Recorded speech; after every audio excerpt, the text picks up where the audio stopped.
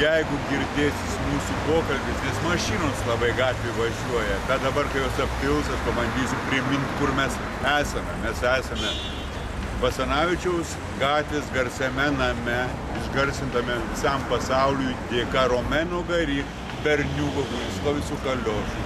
Velka Pohulianka 16, čia taip tuomet vadinosi va tas namas, stovintis ant kampo, gana didelis gražus namas, europinis maštabiškas, nes Vilnius daugumoje vyravo nedideli namai, čia yra toksai didelis blokas, dėl to buvo lengva jam ir aprašinėti įvykių žaidimus šiuose kiemuose. Ir čia ta garsioji istorija, kuri man asociuojasi su pirmąja Vilniaus meile plačiaja prasme, kada jis pamatė mergaitę Valentiną, 8 metų, reto grožio būsimą moterį, žavę jau dabar, kuri nekreipė į dėmesio, jis pradėjo valgyti viską išbandęs, kad jinai jį pagaliau pažiūrėtų. Valgė, ką įmanoma rasti kieme, mes visi berniukai, kurie augom, žinom, ką galima rasti kieme. Tai ne pirmo švarumo daiktai, bet jų daug. Ir sagos, ir obuoliai, ir graužtukai, ir net pašto ženklai, tvirutės, ir taip toliau. Ir kai jis pagaliau nusiėmęs desperatiškai, guminį batą kaliošą, pradėjo jį kramtyti. Mergaitė jį pradėjo žiūrėti, taigi mes jam žinom šitą vietą. Mes, tai yra Romeno Gary draugų klubas, kartu su Prancūzijos kultūros centru, lygiai prieš 10 metų pakabinom lentą prie to garsiojo namo.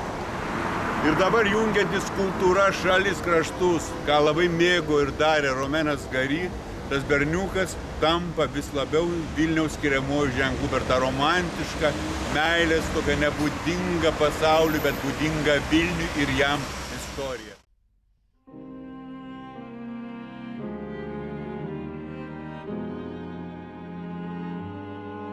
Je lui tendis les 3 pommes vertes que je venais de voler dans le verger. Elle les accepta et m'annonça comme en passant « Je n'ai qu'à manger pour moi toute sa collection de timbres-poste ». C'est ainsi que mon martyre commença.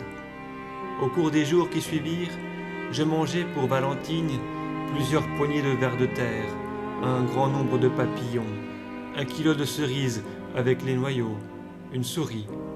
Et pour finir, je peux dire qu'à 9 ans, c'est-à-dire bien plus jeune que Casanova, je pris place parmi les plus grands amants de tous les temps, en accomplissant une prouesse amoureuse que personne à ma connaissance n'est jamais venu égaler. Je mangeais pour ma bien-aimée un soulier en caoutchouc.